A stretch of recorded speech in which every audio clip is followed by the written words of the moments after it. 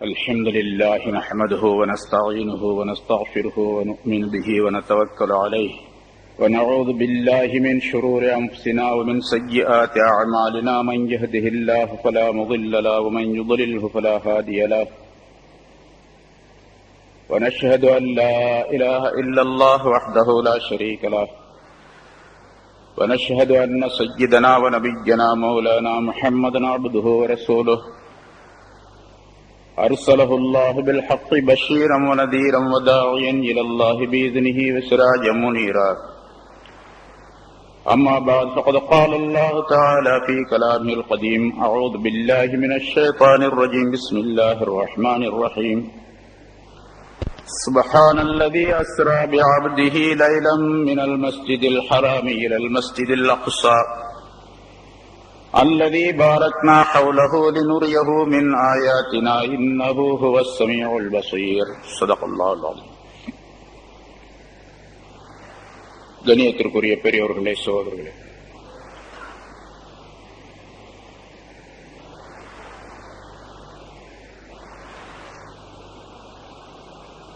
அல்லாஹு தஆலா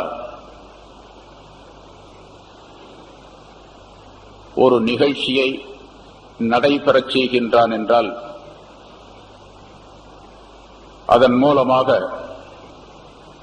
பல்லாயிரக்கணக்கான விஷயங்கள் மனித குலத்திற்கு சேர்க்கப்படுவதற்காக வேண்டி, பல்லாயிரக்கணக்கான ரகசியங்கள் வெளிப்படுத்தப்படுவதற்காக வேண்டி,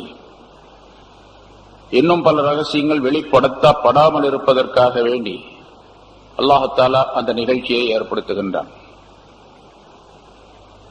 எத்தனையோ அற்புதமான நிகழ்ச்சிகள்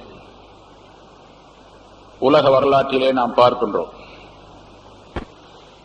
அவற்றிலெல்லாம் மிகச்சிறந்த அற்புதமாக, ஞானம் நிறைந்ததாக, படிப்பினைக்குரியதாக, பல்வேறு விதமான நன்மைகளை மனித சமுதாயத்திற்கு சேர்த்து வைப்பதற்காக வேண்டி நிகழ்த்தப்பட்டதுதான் மிஅராஜ் என்ற இந்த சம்பவம். ரசூலுல்லாஹி ஸல்லல்லாஹு அலைஹி வஸல்லம் அவர்களுக்கு மட்டுமே உலகத்திலே பல கோடிக்கணக்கான மக்கள் வந்தார்கள், பல்லாயிரக்கணக்கான நபிமார்கள் வந்தார்கள். ஆனால் உலகத்தில் எவருக்கும் கொடுக்கப்படாத, எந்த நபிக்கும் தரப்படாத ஒரு அற்புதமான நிகழ்வாக மிஅராஜ் என்ற இந்த சம்பவத்தை அல்லாஹ் தஆலா ரசூலுல்லாஹி ஸல்லல்லாஹு அலைஹி வஸல்லம் அவர்களுக்கு நிகழ்த்தி காட்டினான்.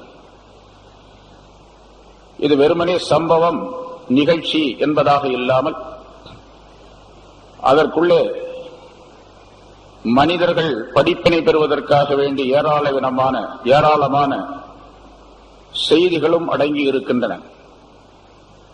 அவற்றை உற்று நோக்கி கவனித்து நம்மை நாம் சரிபடுத்திக் கொள்வது கட்டாயமாகும் என்பதையும் நாம் இங்கே உணர வேண்டும்.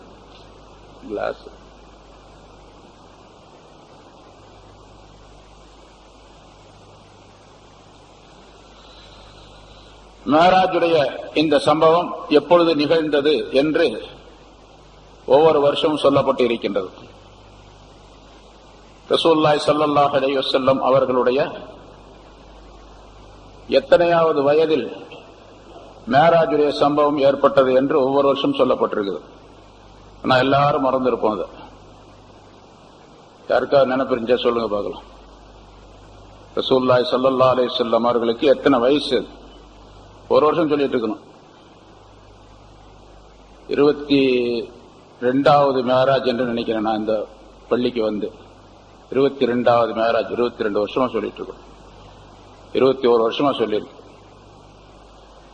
ஆனா ஒரு வகையில மனிதர்களுக்கெல்லாம் மறதியை கொடுத்தது நல்லது. இல்லாட்டி அஜர்த்தா அன்னைக்கு சொன்னதான் திருப்பி நீரும் சொல்றாரு அப்படின்னு சொல்லிட்டு போயிடுவாங்க. நான் சொன்னதெல்லாம் மறந்துருக்கோம், அதனால இப்ப சொன்ன புதுசா தெரியும். ரசூலுல்லாஹி ஸல்லல்லாஹு அலைஹி வஸல்லம் அவர்களுடைய 52வது வயதிலே இந்த மிஅராஜுடைய நிகழ்வு ஏற்பட்டது. இப்ப ஞாபகம் வரும். அல்மா அடுத்த வருஷம் ஞாபகம் வச்சுக்குவீங்க இல்லையா? 52வது வருஷம், வயசு 52. சரி, அப்படி மிஅராஜுக்கு போவதற்கு முன்னால் இரண்டு முக்கியமான நிகழ்ச்சிகள் நடந்தன. ரசூலுல்லாஹி ஸல்லல்லாஹு அலைஹி வஸல்லம் அவருடைய வாழ்க்கையில அவர்களுக்கு துன்பம் தரக்கூடிய, மனவேதனை அளிக்கக்கூடிய இரண்டு நிகழ்ச்சிகள் நடந்தன. அந்த ரெண்டு நிகழ்ச்சியும் தெரியாது.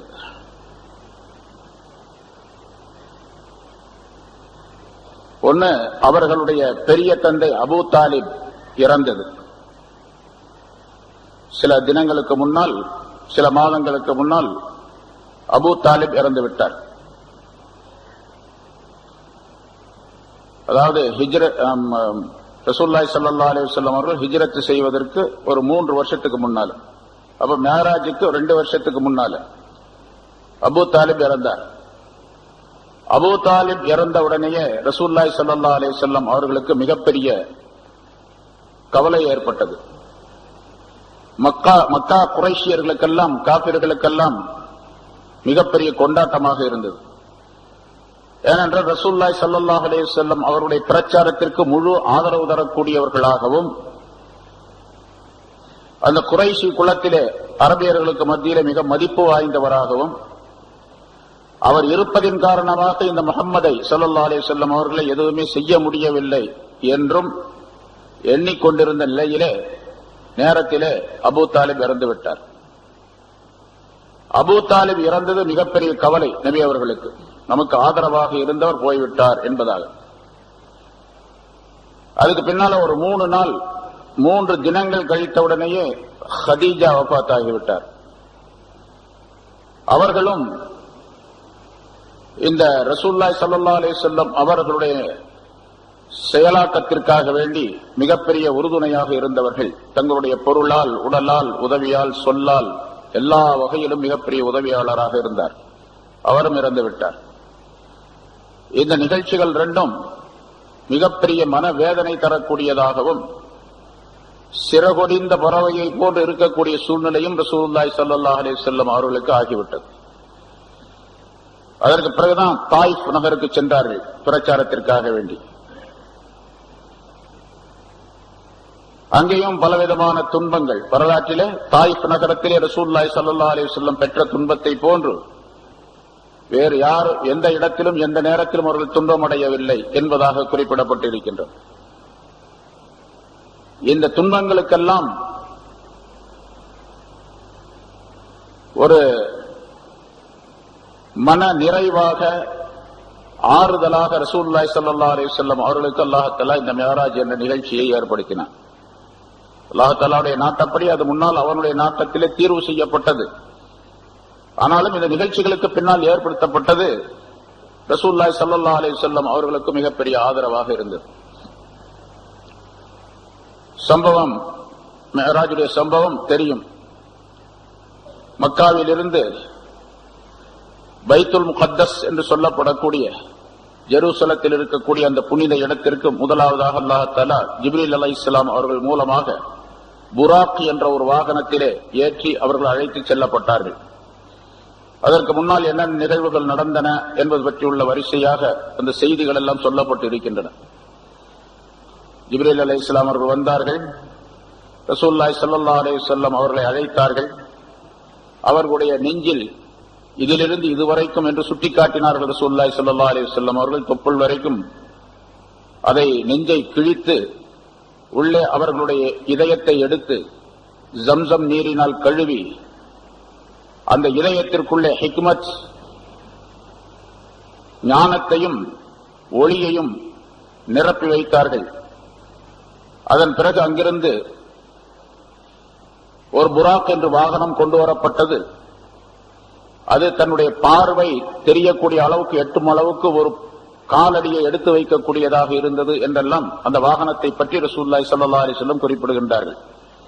ஒரு குதிரையை போன்று, அதாவது கழுதையை விட சற்று உயரமானதாகவும், கோவேறு கழுதையை விட சற்று உயரம் குறைவானதாகவும் அது இருந்தது என்று ரசூலுல்லாஹி ஸல்லல்லாஹு அலைஹி வஸல்லம் அவர்கள் அந்த வாகனத்தை பற்றி சொல்லுகின்றார்கள். அதற்கு பெயர் புராக் என்பதாக சொல்லப்பட்டது. புராக் என்று சொன்னாலே மின்னல் வேகத்தில் செல்லக்கூடியது என்பதாக பொருளாகும். மின்னல் என்ற அந்த ஒளி ஒரு வினாடிக்கு 1,86,000 மைல்கள் பயணம் செய்கின்றது என்பது நமக்கு தெரியும். அதுபோன்று வேகத்திலே செல்லக்கூடிய ஒரு பிராணி அது. அதிலே போனார்கள், பைத்துல் முகத்தஸுக்கு போனார்கள். பிறகு அங்கிருந்து வானுலகத்திற்கு கொண்டு செல்லப்பட்டார்கள். மக்காவிலிருந்து பைத்துல் முகத்தஸ் வரைக்கும் சென்ற நிகழ்ச்சிக்கு பெயர் இஸ்ரா என்பதாக சொல்லப்படும். இரவிலே நடக்காட்டி செல்லுதல். அந்த பெயரில் தான் அல்லாஹ் தஆலா சூரத்துல் இஸ்ரா என்று ஒரு அத்தியாயத்தை இறக்கி வைத்தான். சூரத்துல் இஸ்ரா என்று சொல்லப்படும், அல்லது சூரத்து பனி இஸ்ராயில் என்று சொல்லப்படும். 15வது ஜுஸினுடைய ஆரம்பத்திலிருந்து உள்ள பகுதி. சுபஹானல்லதி அஸ்ரா பி அப்திஹி என்று வாசித்தோமே, அந்த ஆயத்தினுடைய ஆரம்பம், அந்த சூராவினுடைய ஆரம்ப பகுதி. இஸ்ரா என்ற நிகழ்ச்சி மக்காவிலிருந்து பைத்துல் முகத்தஸ் வரைக்கும் சென்றது. பைத்துல் முகத்தஸிலிருந்து வானுலகத்திற்கு சென்ற நிகழ்ச்சிக்கு பெயர் தான் மிஅராஜ் என்பதாக சொல்லப்படும். மிஅராஜ் என்று சொன்னாலே ஏணி என்பதாக அர்த்தம். ஏறி செல்லக்கூடிய கருவி, ஏணி என்பதாக பொருளாகும். ஒரு ஏணியின் வழியாக ஏறி செல்லுவதை போன்று ரசூலுல்லாஹி ஸல்லல்லாஹு அலைஹி வஸல்லம் அவர்கள் சென்றார்கள் என்று அதற்கு விளக்கம் தரப்பட்டு இருக்கின்றது. பிறகு முதல் வானத்திற்கு சென்றார்கள். இப்படி செல்லக்கூடிய நேரத்தில் பல்வேறு விதமான நிகழ்வுகள் ஏற்பட்டன. மக்காவில் இருந்து பைத்துல் முகத்தஸுக்கு செல்லக்கூடிய நேரத்திற்குள்ளாக, அது ஒரு சில வினாடிகள். ஏன்னா மிஅராஜுக்கு போய்விட்டு வந்த சம்பவமே சில நிமிடங்களிலே நிகழ்ந்தவை. அனைத்து நிகழ்ச்சிகளும் பல்லாயிரக்கணக்கான செய்திகளை ரசூலுல்லாஹி ஸல்லல்லாஹு அலைஹி வஸல்லம் சொன்னார்கள். பல நிகழ்ச்சிகளை சொன்னார்கள். அத்தனையுமே சில வினாடிகளில் நிகழ்ந்த நிகழ்ச்சிகள் அனைத்தும். அல்லாஹ் தஆலா எல்லாவற்றின் மீது சக்தி பெற்றிருக்கின்றான் என்பதற்கு அடையாளமாக, ஆதாரமாக இந்த நிகழ்வு நடைபெற்றிருக்கின்றது. மக்காவிலிருந்து பைத்துல் முகத்தஸ் செல்லக்கூடிய வழியிலே பல நிகழ்ச்சிகளை ரசூலுல்லாஹி ஸல்லல்லாஹு அலைஹி வஸல்லம் சந்தித்தார்கள். ஹஜ்ரத் ஜிப்ரீல் அலைஹிஸ்ஸலாம் அவர்கள் அந்த நிகழ்ச்சிகளுக்கெல்லாம் விளக்கம் சொன்னார்கள் என்று சொல்லப்பட்டு இருக்கின்றது. போகக்கூடிய நேரத்திலே மதீனாவிலே இறங்கினார்கள், தொழுதார்கள். பிறகு அங்கிருந்து மதியன் என்ற ஒரு நகருக்கு சென்றார்கள், அங்கே இறங்கினார்கள், தொழுதார்கள். அதற்கு அடுத்ததாக பெத்லஹம் என்ற ஊரிலே இறங்கினார்கள், தொழுதார்கள். தூரு சீனா என்ற அந்த மலையின் மீது இறங்கினார்கள், தொழுதார்கள். இதற்கு இடையிலே சில நிகழ்ச்சிகள், சில காட்சிகளை எல்லாம் ரசூலுல்லாஹி ஸல்லல்லாஹு அலைஹி வஸல்லம் கண்டார்கள். அந்த காட்சிகளுக்கு விளக்கத்தை ஹஜ்ரத் ஜிப்ரீல் அலைஹிஸ்ஸலாம் அவர்கள் சொன்னார்கள் என்ற விவரங்கள் எல்லாம் நிறைய சொல்லப்பட்டது. இதெல்லாம் அந்த கொஞ்ச நேரத்தில் மக்காவிலிருந்து பைத்துல் முகத்தஸுக்கு போற நேரத்துக்குள்ளே நடந்த நிகழ்ச்சிகள். அதற்கு பின்னால் அங்கே நபிமார்கள் எல்லாம் ஒன்று கூட்டப்பட்டார்கள். ரசூலுல்லாஹி ஸல்லல்லாஹு அலைஹி வஸல்லம் அவர்கள் பைத்துல் முகத்தஸ் என்ற அந்த மஸ்ஜிதிலே நபிமார்களுக்கெல்லாம் இமாமாக இருந்து தொழ வைத்தார்கள். பிறகு அங்கிருந்து ஜிப்ரீல் அலைஹிஸ்ஸலாம் அவர்கள் வானுலகத்திற்கு அழைத்துச் சென்றார்கள். முதல் வானத்துக்கு போனார்கள். அங்கே கதவை தட்டினார்கள். யார் என்று கேட்டார்கள். நான் ஜிப்ரீல் என்பதாக சொன்னார். உங்களுடன் யார் இருக்கின்றார்? முஹம்மது இருக்கின்றார். அப்படி அவரை அழைத்து வர சொல்லி உங்களுக்கு கட்டளையிடப்பட்டு இருக்கின்றதா என்று உள்ளே இருந்து கேட்கப்பட்டது. ஆம், கட்டளையின்படிதான் நான் அவரை அழைத்து வைத்திருக்கின்றேன் என்பதாக சொன்னார்கள். கதவு திறக்கப்பட்டது. அங்கே ஆதம் அலைஹிஸ்ஸலாம் அவர்கள் இருந்தார்கள். மர்ஹபம் பில் இப்னி ஸாலிஹ் வன் நபிய்யி ஸாலிஹ் என்று வாழ்த்து சொன்னார்கள். நல்லடியாரான என்னுடைய மகனுக்கு, நல்லடியாரான ஒரு நபிக்கு நற்செய்தி உண்டாவதாக என்று வாழ்த்து சொன்னார்கள். பிறகு அவர்கள் சில நிகழ்ச்சிகள் அங்கே நடைபெற்றன. அந்த நிகழ்ச்சிகள் பின்னால் இரண்டாவது வானத்துக்கு சென்றார்கள். அங்கே இரண்டாவது வானத்தில் அதே மாதிரி கதவு தட்டப்பட்டது. உள்ளிருந்து கேள்வி கேட்கப்பட்டது. பதில் சொன்னார்கள். உள்ளே நுழைந்தார்கள். வாழ்த்து கூறப்பட்டது. அங்கே யஹ்யா, ஈசா அலைஹிமுஸ்ஸலாம் 2 நபிமார்களை அங்கே பார்த்தார்கள். அதே போன்று மூன்றாவது வானத்திற்கு சென்றார்கள். நபி யூசுப் அலைஹிஸ்ஸலாம் அவர்களை மூன்றாவது வானத்திலே கண்டார்கள். அவர்களும் வாழ்த்து கூறினார்கள். சலாம் சொல்லி வாழ்த்து கூறுவது ஒவ்வொரு வானத்திலும் எல்லா நபிமார்களிடத்திலும் நிகழ்ந்திருக்கின்றன. பிறகு 4வது வானத்திற்கு சென்றார்கள். இத்ரீஸ் அலைஹிஸ்ஸலாம் அவர்களை கண்டார்கள். அவர்களும் சலாம் சொன்னார்கள், வாழ்த்து கூறினார்கள். 5வது வானத்திலே ஹாரூன் அலைஹிஸ்ஸலாம் அவர்களை பார்த்தார்கள். 6வது வானத்திலே மூசா அலைஹிஸ்ஸலாம் அவர்களை பார்த்தார்கள். 7வது வானத்திலே இப்ராஹிம் அலைஹிஸ்ஸலாம் அவர்களை பார்த்தார்கள். அவர்களோரெல்லாம் சில நிகழ்வுகள் ஏற்பட்டன, பேச்சுக்கள் ஏற்பட்டன. சலாம் சொல்லி வாழ்த்து கூறி பிறகு அவர்கள் சம்பந்தமாக சில விஷயங்களை பேசிய பின்னால் அங்கிருந்து ஜிப்ரீல் அலைஹிஸ்ஸலாம் அவர்கள் அழைத்து சென்றார்கள். 7 வானம் கடந்த பின்னால் சிதரத்துல் முன்தஹா என்று ஒரு எல்லை, அந்த எல்லை வரைக்கும் தான் மலக்குகளுக்கு அனுமதி. மலக்குகளிலும் கூட மிக முக்கியமான ஜிப்ரீல் அலைஹிஸ்ஸலாம் அவர்கள் போன்ற மலக்குகளுக்கு மட்டுமே அனுமதி. அந்த எல்லை வரைக்கும் கொண்டு போனார்கள். இந்த எல்லைக்கு அப்பால் நான் வர முடியாது, நீங்கள் சென்று விடுங்கள் என்பதாக சொல்லி ரசூலுல்லாஹி ஸல்லல்லாஹு அலைஹி வஸல்லம் அவர்களுக்கு ஹஜ்ரத் ஜிப்ரீல் அலைஹிஸ்ஸலாம் அவர்கள் சொன்னார்கள். ரசூலுல்லாஹி ஸல்லல்லாஹு அலைஹி வஸல்லம் அவர்கள் அல்லாஹ்வுடைய உத்தரவுப்படி அங்கிருந்து புறப்பட்டார்கள். அங்கிருந்து எப்படி புறப்பட்டார்கள் என்பதற்கு சில அறிவிப்புகளிலே ஒரு போர்வை ஒன்று அங்கே அவர்களுக்கு விரிக்கப்பட்டது. அந்த போர்வையிலே உட்கார்ந்தார்கள். அந்த போர்வை அவர்களை அழைத்து சென்றது, அதாவது பறந்து கொண்டு சென்றது. அவர்களை எவ்வளவு தூரம் சென்றது, எப்படி சென்றது என்ற விவரங்கள் எல்லாம் ரசூலுல்லாஹி ஸல்லல்லாஹு அலைஹி வஸல்லம் அவர்கள் சொல்லவில்லை. அந்த போர்வை அவர்களை அழைத்து சென்றது. அது எப்படி இருந்தது என்பது பற்றியுள்ள விளக்கங்களை எல்லாம் ரசூலுல்லாஹி ஸல்லல்லாஹு அலைஹி வஸல்லம் முழுமையாக சொல்லவில்லை. இந்த இடத்துல அல்லாஹ் தஆலா ரசூலுல்லாஹி ஸல்லல்லாஹு அலைஹி வஸல்லம் அவர்களுக்கு மன ஆறுதலுக்காக வேண்டி, எந்த நபியும் இல்லாத ஒரு சூன்யமான வெளி, பிரம்மாண்டமான ஒரு இடம், இதுவரைக்கும் எந்த மனிதரும் கண்டிராத இடம், அப்படிப்பட்ட ஒரு இடத்தில வாயு வேகம், மனோவேகம் என்று சொல்வார்களே, ஒளியினுடைய வேகம், அதைவிட மிஞ்சிய வேகம், அந்த வேகத்திலே அது போய்கொண்டு இருக்கின்றது. அந்த நிலையிலே ரசூலுல்லாஹி ஸல்லல்லாஹு அலைஹி வஸல்லம் அவர்களுக்கு மனோ ஆறுதலுக்காக வேண்டி ஹஜ்ரத் அபூபக்கர் சித்திக் ரலியல்லாஹு தஆலா அவருடைய குரலை போன்று ஒரு குரல் கேட்கக்கூடிய நிலையை அல்லாஹ் தஆலா ஏற்படுத்தி வைத்தான், ஆறுதல் அடைவதற்காக வேண்டி. பிறகு அல்லாஹ் தஆலாவுடைய சன்னிதானத்திற்கு சென்றார்கள். அல்லாஹ்வுக்கு காணிக்கையாக இந்த அத்தஹியாத் என்பதை வைத்தார்கள். இதெல்லாம் சொல்லப்பட்டிருக்கின்றது நிறைய. காணிக்கையாக அத்தஹியாத்து என்று சொன்னால் வணக்கம் சம்பந்தப்பட்ட எல்லா விஷயங்களும் அதற்குள்ளே அடக்கம். 3 வார்த்தைகள் நாம் ஓதக்கூடிய இந்த அத்தஹியாத்திலே சொல்லப்படுகின்றது. ஆரம்பமாக எல்லா வணக்கங்களுடைய சாரங்களும் உட்பொதிந்ததாக அந்த 3 வார்த்தைகளை மேராஜுடைய அந்த நேரத்திலே ரசூலுல்லாஹி ஸல்லல்லாஹு அலைஹி வஸல்லம் அவர்கள் அல்லாஹ்வுடைய சன்னிதானத்திலே சமர்ப்பித்தார்கள். அதுதான் அத்தஹியாத்திலே நாம் ஓதிக்கொண்டிருப்பது. அத்தஹியாத் ஓதக்கூடிய நேரத்திலே இதுவெல்லாம் நமக்கு நினைவுக்கு வர வேண்டும். எவ்வளவு அற்புதமான வாசகம், அது யாரால் சொல்லப்பட்ட வாசகம், எந்த இடத்திலே சொல்லப்பட்ட வாசகம், அதை சொன்னவர் யார், அங்கீகரித்தவர் யார் என்பதெல்லாம் நினைவுக்கு வர வேண்டும். ரசூலுல்லாஹி ஸல்லல்லாஹு அலைஹி வஸல்லம் சொன்னார்கள், அல்லாஹ் தஆலா அதை அங்கீகரித்தான், ஏற்றுக்கொண்டான். சொன்னார்கள், அத்தஹியாத்து லில்லாஹி வஸ்ஸலவாத்து வத்தய்யிபாத். தஹியத் என்று சொன்ன தஹியத் என்பதனுடைய பன்மை தஹியாத் என்பது. அதில் அலிஃப் லாம் சேர்ந்தவுடன் அத்தஹியாத் என்று வரும். சொல் சம்பந்தப்பட்ட வணக்கங்கள் அனைத்தும், சொல்லால் ஏற்படக்கூடிய வணக்கங்கள். அல்லாஹ் சொல்லுகின்றோம், சுப்ஹானல்லாஹ் சொல்றோம், அல்ஹம்துலில்லாஹ் சொல்லுகிறோம், லா இலாஹ இல்லல்லாஹ் சொல்லுகிறோம், அல்லாஹு அக்பர் சொல்லுகின்றோம், இன்னும் எத்தனையோ தஸ்பீஹாத்துகள், ஜிக்ருகளை எல்லாம் சொல்லுகின்றோம். இதுவெல்லாம் குர்ஆன் ஓதுகின்றோம், திலாவத்துல் குர்ஆன், இவை எல்லாமே சொல் சம்பந்தப்பட்ட வணக்கங்கள்.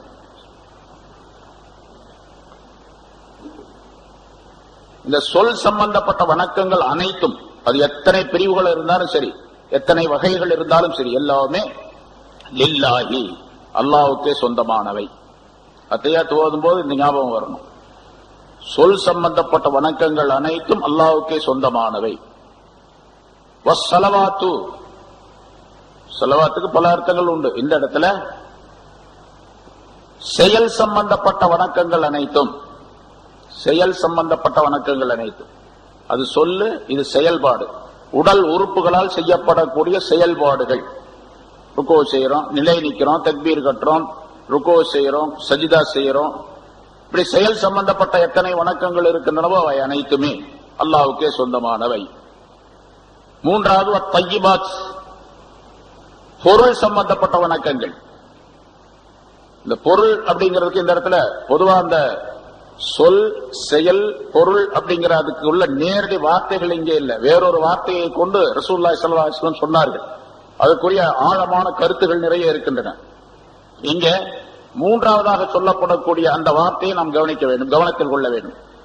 தய்யிபாத், பொருள் சம்பந்தப்பட்ட வணக்கங்கள் அனைத்தும், ஜகாத்து கொடுக்கின்றோம், தர்மங்கள், தான தர்மங்கள், சதகா செய்கின்றோம், ஹதியாக்கள், அன்பளிப்பு கொடுக்கின்றோம், இப்படி எத்தனையோ வகையிலே நம்முடைய பொருளை தானமாக, தர்மமாக கொடுக்கின்றோம்.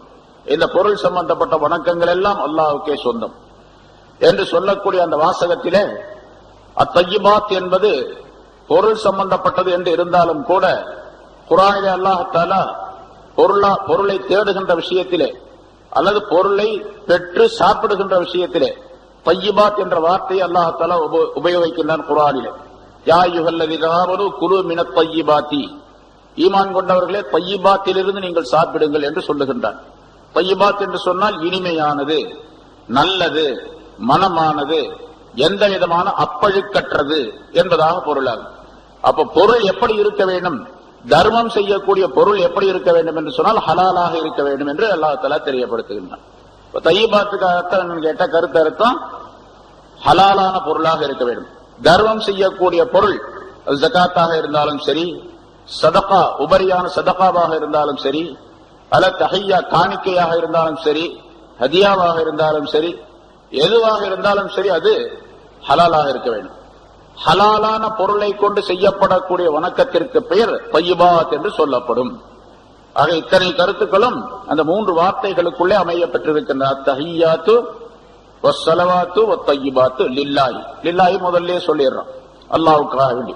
எல்லா வணக்கங்களும் சொல் சம்பந்தப்பட்டவை, செயல் சம்பந்தப்பட்டவை, பொருள் சம்பந்தப்பட்டவை அனைத்துமே அல்லாஹ்வுக்கே சொந்தம் அப்படின்னு ரசூலுல்லாஹி ஸல்லல்லாஹு அலைஹி வஸல்லம் அவர்கள் அல்லாஹ் தஆலாவுடைய சன்னிதானத்தில் தங்களுடைய காணிக்கையை சமர்ப்பித்தார். யா அல்லாஹ் உனக்கே எல்லாம் அப்படின்னு சொன்னாங்க, அல்லாஹ்வுக்கே சொந்தமானது.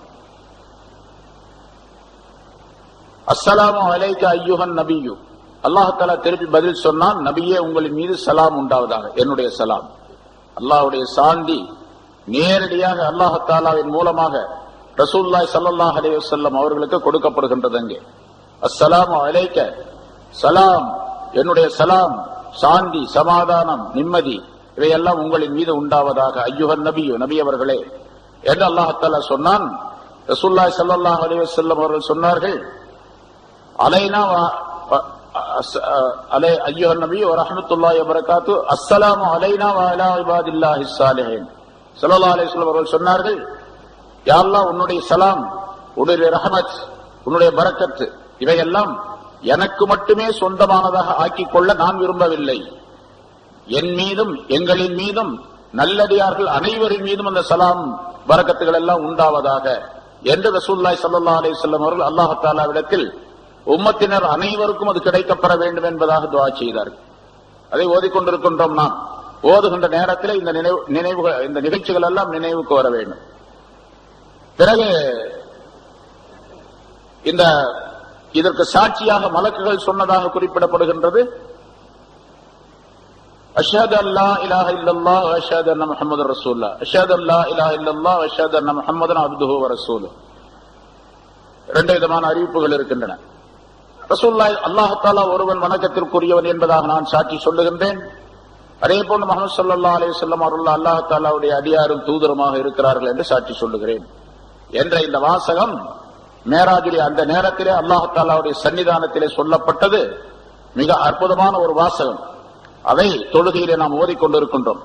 அதனால்தான் தொழுகை என்பது சாதாரணமான ஒரு வேலை அல்ல. எப்படி ரசூலுல்லாஹி ஸல்லல்லாஹு அலைஹி வஸல்லம் அவர்களுக்கு மிஅராஜ் என்ற நிகழ்வு கிடைத்ததோ அதே போன்று ஒவ்வொரு மூமினான மனிதருக்கும் மிஅராஜ் கிடைக்கின்றது தொழுகையின் மூலமாக. அஸ்ஸலாத்து மிஅராஜுல் மூமினீன், தொழுகை என்பது மூமின்களுக்கு மிஅராஜாக அமைந்திருக்கின்றது என்று ரசூலுல்லாஹி ஸல்லல்லாஹு அலைஹி வஸல்லம் சொன்னார்கள். ஆக நமக்கு மிஅராஜ் கிடைக்கின்றது, ஒவ்வொரு நேரமும் கிடைக்கின்றது. மிஅராஜுடைய அந்த பலன்களை பெற வேண்டும் என்று சொன்னால் தொழுகையை மிகச் சரியாக தொழ வேண்டும் என்பது பொருளாகும். இன்ஷா அல்லாஹ் அது சம்பந்தமான விளக்கங்கள் கடைசியில சொல்லுவோம்.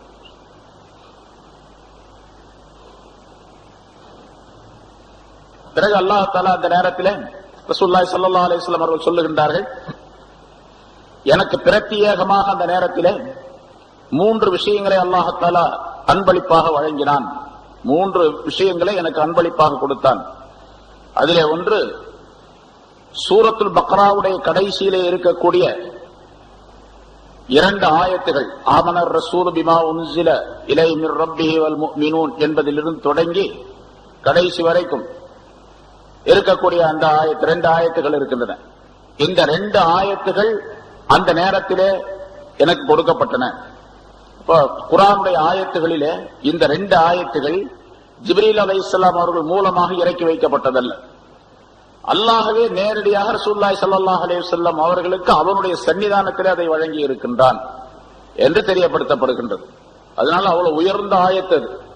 ஏனென்றால் ஒரு மனிதனுக்கு மிகப்பெரிய லாபம் தரக்கூடிய ஈமான் சம்பந்தமாக, கொள்கைகள் சம்பந்தமாக பல்வேறு விஷயங்கள் அதிலே சொல்லப்படுகின்ற காரணத்தினாலும் அது மிகச்சிறந்த ஆயத்தாக.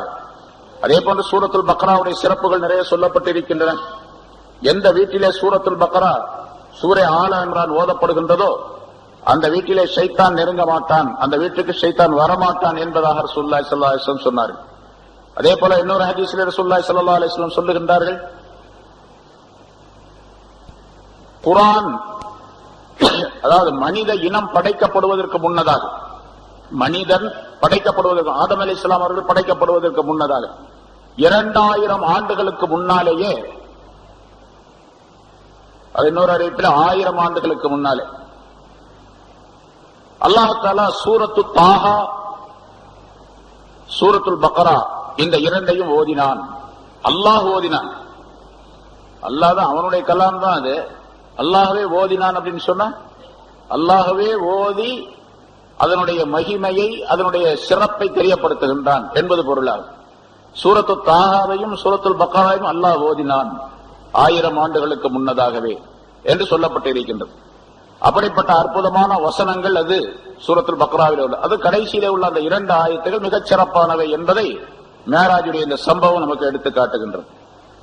அதே போன்று இன்னொன்று, என்னுடைய உம்மத்தினர் யார் இணை வைக்காமல், அல்லாஹுக்கு இணை வைக்காமல் இறந்து விடுகின்றார்களோ அவர்களுக்கு அல்லாஹ் தஆலா மன்னிப்பளிப்பதாக வாக்களித்தான். இந்த 2 ஆயத்தையும் அருளினான். அதே போன்று யார் இணை வைக்காமல் உலகத்தை விட்டு மறைந்து விடுகின்றார்களோ, இறந்து விடுகின்றார்களோ அவர்களுக்கு என்னுடைய மக்ஃபிரத் மன்னிப்பு உண்டு என்றும் அல்லாஹ் தஆலா அந்த நேரத்தில் என்னிடத்தில் சொன்னான் என்று ரசூலுல்லாஹி ஸல்லல்லாஹு அலைஹி வஸல்லம் அவர்கள் குறிப்பிடுகின்றார்கள். ஆனால் அல்லாஹ் தஆலாவிடத்தில் என்னென்ன பேச வேண்டுமோ, அல்லாஹ் எப்படி நாடினானோ, எதை நாடினோ அதையெல்லாம் பேசினார்கள். என்ன பேசினார்கள் அப்படிங்கிறதுக்கு தொழுகை சம்பந்தப்பட்ட விஷயங்கள், 50 வக்த் 50 நேரத்து தொழுகை கொடுத்தான். பிறகு அது 5 நேரமாக குறைக்கப்பட்டது. மூசா அலைஹிஸ்ஸலாம் அவர்களுடைய சொல்படி, அவர்கள் கேட்டுக்கொண்டதின்படி என்பதாக சொல்லப்பட்ட விஷயங்களும் நிறைய பல தடவை சொல்லப்பட்டு இருக்கின்றது.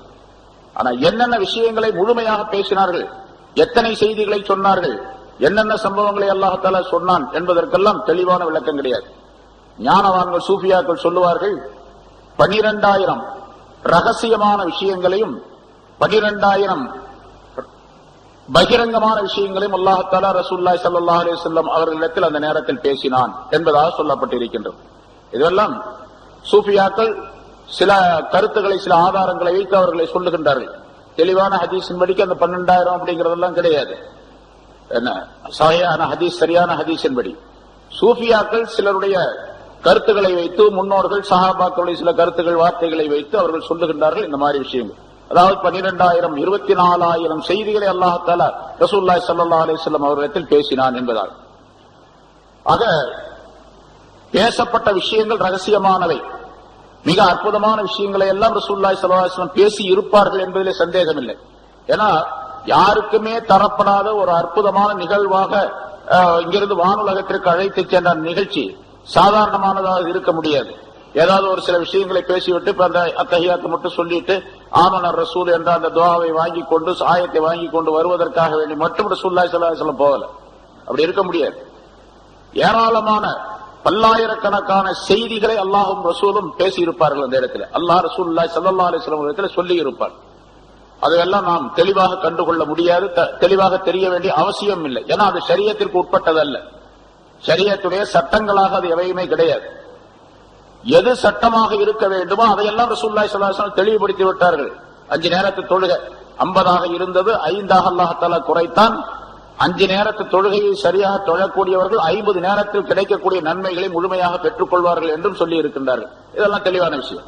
அதே மாதிரி அத்தஹியாத் சம்பந்தப்பட்ட விஷயம், ஆமனர் ரசூல் என்ற இந்த ஆயத்து சம்பந்தப்பட்ட விஷயம், எதுவெல்லாம் மனித சமுதாயத்திற்கு தேவைப்படுமோ, உலகத்திலும் ஆகிரத்திலும், உலக வாழ்க்கையிலும் மௌத்துக்கு பின்னாலும் மனிதனுக்கு தேவைப்படுமோ அவை அனைத்தையும் ரசூலுல்லாஹி ஸல்லல்லாஹு அலைஹி வஸல்லம் சொல்லிவிட்டார்கள். எது தேவையில்லையோ அதையெல்லாம் சொல்லவில்லை. நாமும் அதை பேசாமல் விட்டு விடுவதுதான் நல்லது. அது பற்றி என்ன சொல்லிக் கொண்டிருந்தார்கள், என்ன பேசினார்கள், என்ன பேசினார்கள், என்ன செய்திகளை எல்லாம் அல்லாஹ் தஆலா சொன்னான் என்பதெல்லாம் நாம் ஆய்ந்து கொண்டிருக்க, ஆராய்ச்சி செய்து கொண்டிருக்க வேண்டிய அவசியம் இல்லை. யாராவது சொல்லி இருக்கின்றார்கள் என்று சொன்னால் அதையும் மறுக்க வேண்டிய அவசியம் கிடையாது. ஒருத்தர் சொல்லி இப்ப நம்ம நான் சொன்னேன் 12,000 ரகசியமான செய்திகள், 12,000 பகிரங்கமான செய்திகளை அல்லாஹ் தஆலா பேசினான் அப்படின்னு சூஃபியாக்கள் சில பேர் சொல்றாங்க. அதை நம்ம மறுக்க வேண்டிய அவசியம் கிடையாது, இருக்கலாம். ஆனா அது நமக்கு தேவையா வாழ்க்கைக்கு, மார்க்கத்திலே, ஷரியத்திலே என்றால் அது நமக்கு தேவையும் இல்லை. அதனால அதை அப்படியே விட்டு. ஆக ரசூலுல்லாஹி ஸல்லல்லாஹு அலைஹி வஸல்லம் அவர்களுக்கு மிகப்பெரிய மதிப்பையும் மரியாதையும் தருவதற்காகவே அல்லாஹ் தஆலா கொண்டு சென்றான். அந்த மதிப்பையும் மரியாதையும் வெறுமனே கொண்டு சென்றதின் மூலமாக மட்டுமல்லாமல் ஏராளமான நிகழ்ச்சிகளின் மூலமாகவும் அல்லாஹ் தஆலா அந்த மரியாதை ஏற்படுத்தினான் என்பது பொருளாகும். ஏன்னா இங்கிருந்து போறதுன்னு லேசான வேலையா? இப்ப பாக்குறோம், நம்ம இந்த டிஸ்கவரி போச்சு, அதுல போனா அமெரிக்காவில இருந்து ஆளுக போனாங்க. முதல்ல 2003 ஒரு 7 பேரை அனுப்புனா, அந்த 7 பேரும் திரும்பி வரும்போது கரிஞ்சிட்டாங்க எல்லாருமே. அந்த வாகனம், அந்த டிஸ்கவரி எல்லாமே அப்படியே கரியாயிடுச்சு, தூளாயிடுச்சு. அது எங்க போச்சு, என்ன ஆச்சுன்னே தெரியல. அத்தனை பேர் 7 பேரும் போயிட்டாங்க. அது இந்தியாவை சேர்ந்த ஒரு பொம்பளையும் இருந்தா, எல்லாம் போயிட்டாங்க 7 பேரும். இந்த காற்று மண்டலத்தை கடந்து வெட்ட வெளியாக இருக்கக்கூடிய காற்று மண்டலத்தை தாண்டி நுழையக்கூடிய நேரத்தில் மிகப்பெரிய உராய்வு ஏற்படும், அதாவது உஷ்ணம் ஏற்படும். அதன் காரணமாக அந்த போகக்கூடிய அந்த வாகனம், அதற்குள்ளே இருக்கக்கூடிய மனிதர்கள் எல்லாம் மிகப்பெரிய சிரமப்படக்கூடிய சூழ்நிலை ஏற்படும். போகக்கூடிய நேரத்திலும் கூட காற்று மண்டலத்தை தாண்டி அடுத்து காற்றில்லாத வாக்குவம், அதாவது காற்றில்லாத அந்த மண்டலத்திற்கு செல்லக்கூடிய நேரத்திலும் கூட அவ்வளவு சிரமங்கள் ஏற்படாது, அவ்வளவு நிகழ்வுகள் ஏற்படாது. திரும்பி வரக்கூடிய நேரத்திலே வெற்றிடத்தில் இருந்து காற்று மண்டலத்துக்குள்ளே நுழையும் பொழுது அந்த வெப்பத்தினுடைய நிலை இருக்கின்றதே, அது பயங்கரமாக இருக்கும். அதனால அதுக்கு தகுந்த மாதிரி அந்த டிஸ்கவரி, அந்த வாகனத்தை தயார் செய்கின்றார்கள், ஓடத்தை தயார் செய்கின்றார்கள். அது மிக பிரம்மாண்டமானதா இருக்கும். மேலே இருக்கக்கூடிய மிக அழுத்தமான, மிக வலுவான, மிக தடிப்பமான அந்த பொருள் உராய்வின் காரணமாக, அந்த வெப்பத்தின் காரணமாக சிதறிவிடும். எல்லாமே மீதி இருக்கக்கூடிய பகுதி தான் வரணும். அப்படியே போன தடவை போயிருக்கும் போது 2003 போயிட்டு திரும்பி வரும் பொழுது அதனுடைய வேகம் மிக குறைவாக இருந்த காரணத்தினால் வெற்றிடத்திலிருந்து காற்று மண்டலத்துக்குள்ள நுழையும் பொழுது ரொம்ப வேகமா வரணும். அப்படி வேகமா வந்தா தான் தப்பிச்சுக்கலாம். கரியக்கூடிய சூழ்நிலை ஏற்படாது, வெப்பத்தினால் கரிக்கக்கூடிய சூழ்நிலை ஏற்படாது. வேகம் குறைவா இருந்துச்சுன்னு சொன்னா அந்த இடத்துல கரிஞ்சிடாது. வேகம் குறைவாக இருந்த காரணத்தால முதல்ல கரிஞ்சிருச்சு 2003 7 பேரோட. இப்ப வந்து சேர்ந்துச்சு. இப்ப போன மாசம் பார்த்தோம் பேப்பர்ல, வெற்றிகரமாக வந்து இறங்கினார்கள் அப்படின்னு எல்லாம் போட்டு படம் எல்லாம் போட்டுதான் எல்லாரும் பார்த்திருப்பீங்க. எவ்வளவு வேகமா வந்தாங்க? போன தடவை வந்தது 25,000 கிலோமீட்டர் வேகத்துல, ஒரு மணிக்கு 25,000 கிலோமீட்டர் வேகத்துல வெற்றிடத்திலிருந்து காற்று மண்டலத்துக்குள்ள நுழைஞ்சது. இப்ப அது 10 அப்படின்னு தான் 37,600 கிலோமீட்டர் வேகத்துல, 37,600 கிலோமீட்டர் வேகத்துல அந்த டிஸ்கவரி உள்ளே நுழைஞ்சது. பாதுகாப்பாக வந்து சேர்ந்தார்கள் அப்படின்னு பார்க்கணும். எதுக்கு சொல்றேன்னு கேட்டா, இப்ப நமக்கு அதை ஆராய்ச்சி செய்ய வேண்டியதில்லை. அவ்வளவு வேகத்துல வந்தா தான் அந்த வெப்பத்திலிருந்து தாக்கு பிடிக்க முடியும், வெப்பத்திலிருந்து தப்பித்துக் கொள்ள முடியும் என்று சொல்லும் பொழுது ரசூலுல்லாஹி ஸல்லல்லாஹு அலைஹி வஸல்லம் எந்த டிஸ்கவரியில போனாங்க? எந்த டிஸ்கவரிக்குள்ள போயிருந்து போனாங்க? எந்த பாதுகாப்பு இருந்துச்சு? அல்லாஹ்வுடைய பாதுகாப்பு. அதான் முதல்ல போன பல தடவை சொல்லியிருக்க, ஒவ்வொரு வருஷமும் இந்த மாதிரி உள்ள ஒரு சூழ்நிலையை தாக்கு பிடிப்பதற்காக வேண்டித்தான் ரசூலுல்லாஹி ஸல்லல்லாஹு அலைஹி வஸல்லம் அவர்களுடைய நெஞ்சு ஆபரேஷன் செய்யப்பட்டது. அதற்குள்ளே இருக்கக்கூடிய இதயம் எடுக்கப்பட்டது. அதில் ஈமானும் ஹிக்மத்தும் நிரப்பப்பட்டது. பிறகு ஜிப்ரீல் அலைஹிஸ்ஸலாம் அவர்களுடைய துணையோடு அவர்கள் போனார்கள். தாங்கள் தனியா போல. ரசூலுல்லாஹி ஸல்லல்லாஹு அலைஹி வஸல்லம் அவர்களுக்கு டிஸ்கவரி ஜிப்ரீல் அலைஹிஸ்ஸலாம் தான். ஜிப்ரீல் அலைஹிஸ்ஸலாம் அவர்கள் என்ற அந்த ஏன்னா அவங்களுக்கு அந்த பாதிப்புலாம் ஏற்படாது. அவங்க மலக்குகள், மனிதர்கள் அல்ல. அவங்க எல்லா இடத்துலயும் இருப்பாங்க, சூரியனுக்குள்ளேயும் கூட போயிருப்பாங்க. அல்லாஹ் தஆலா அந்த ஆற்றலை தந்திருக்கின்றான். அந்தந்த இடத்துக்கு போகும்போது அந்தந்த மாதிரி மாறிக்குவாங்க. உலகத்துக்கு வந்தா மனுஷன் மாதிரி இருப்பாங்க, அங்க போனா மலக்குகள் மாதிரி இருப்பாங்க. இப்படி எல்லாம் நிறைய இங்கேயும் மலக்கா இருப்பாங்க, மனிதனா இருப்பாங்க. அங்க போனா அங்கேயே அதே மாதிரி இருப்பாங்க. எல்லா வடிவத்திலும் வடிவம் கொள்ளுவார்கள் மலக்குகள். அதில் ஜிப்ரீல் அலைஹிஸ்ஸலாம் அவர்கள் மிக பலம் வாய்ந்தவர்கள், மிக சக்தி வாய்ந்தவர்கள், அற்புதமானவர்கள், வழக்குகளுடைய தலைவர் என்றெல்லாம் சொல்லப்பட்டு இருக்கின்றது. அதனால ஜிப்ரீல் அலைஹிஸ்ஸலாம் அவர்களோடு போய் அந்த இடத்துக்கு போனாங்க. சரி, இவ்வளவு பெரிய நிகழ்ச்சி ஏன் ஏற்படுத்த வேண்டும் என்று சொன்னால், வெறுமனே ஆறுதல் சொல்லுவது என்பதற்காக மட்டுமல்ல, ரசூலுல்லாஹி ஸல்லல்லாஹு அலைஹி வஸல்லம் அவர்களுடைய உயர்வான அந்தஸ்தை சொல்லி காட்டுவதற்காக வேண்டியும் தெரியப்படுகிறார். ரசூலுல்லாஹி ஸல்லல்லாஹு அலைஹி வஸல்லம் மதிப்பையும் மரியாதையும் முதலாவதாக நாம் விளங்க வேண்டும். ஏன்னா இப்ப உள்ள சில வாலிபர்கள் நம்ம பார்க்கிறோம், என்ன அதான் ரசூலுல்லாஹி ஸல்லல்லாஹு அலைஹி வஸல்லம் அவர்களுக்கு தனி மதிப்பெல்லாம் கிடையாது, எல்லா மனிதர்களும் போலதான் அப்படின்னு சொல்லக்கூடியவர்களும் உண்டு. அவங்களுக்கு ஒரு தனி ஸ்பெஷலான ஒரு நிலையை அல்லாஹ் தஆலா கொடுத்திருந்தான். அதான் ரசூல் அப்படிங்கிறது. அந்த ரசூல் என்ற பெயர்ல ரசூலுல்லாஹி ஸல்லல்லாஹு அலைஹி வஸல்லம் குர்ஆனை வாங்கினாங்க, ஜிப்ரீல் அலைஹிஸ்ஸலாம் மூலமாக அதை கொண்டாந்து கொடுத்தாங்க. அவ்வளவுதான், அவங்க வேலை முடிஞ்சு போச்சு.